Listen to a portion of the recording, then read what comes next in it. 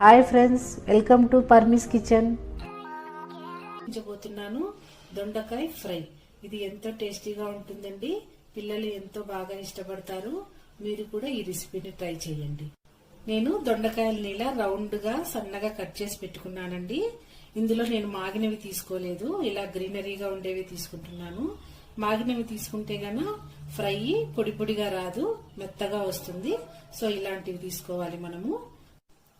నేను 1 cup cut చేసినవి దొండకాయలు తీసుకున్నాను. దీనికి కావాల్సిన ఇంగ్రీడియంట్స్: 1/2 టీ స్పూన్ ఆవాలు, కొంచెం పసుపు, 1/2 టీ స్పూన్ శనగపప్పు, 1/2 టీ స్పూన్ జీలకర్ర, 1/2 టీ స్పూన్ ఉద్దిపప్పు, ఒక పెద్ద స్పూను పల్లీలు, కొంచెము ఆయిల్ వేసుకుందాం. దొండకాయ కొంచెము తొందరగా ఫ్రై అవ్వాలంటే 1 టీ స్పూన్ ఎక్కువ ఆయిల్ వేసుకుందామండి. నేను ఇక్కడ కొంచెం ఎక్కువ వేసుకున్నాను. ఇక్కడ 3 టీ స్పూన్ల ఆయిల్ వాడుతున్నాను నేను. ఇలా కొంచెం కొంచెము డీప్ ఫ్రై చేసుకోవాలండి.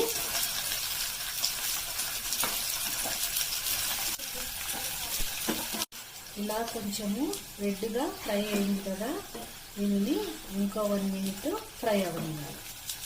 మొత్తం ఫ్రై అయిపోయింది కదా, దీన్ని కప్లోకి తీసుకుందాము.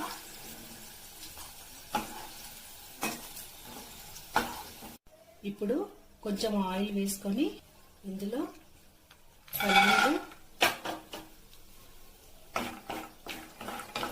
పల్లీలు కొంచెం రెడ్గా అవనిద్దాము. కరివేపాకు, జీలకర్ర,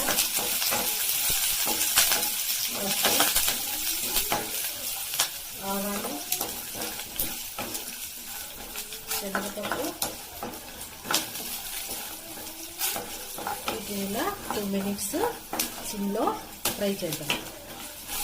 బాగా ఫ్రై అయ్యాయి కదా, ఇప్పుడు ఆల్రెడీ ఫ్రై చేసి పెట్టుకున్న దొండకాయని కలుపుదాం.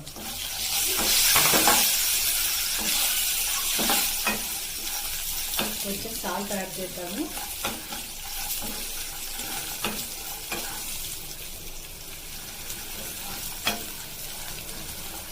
చూసారు కదా, పల్లీలు దొండకాయ బాగా ఫ్రై అయిపోయాయి.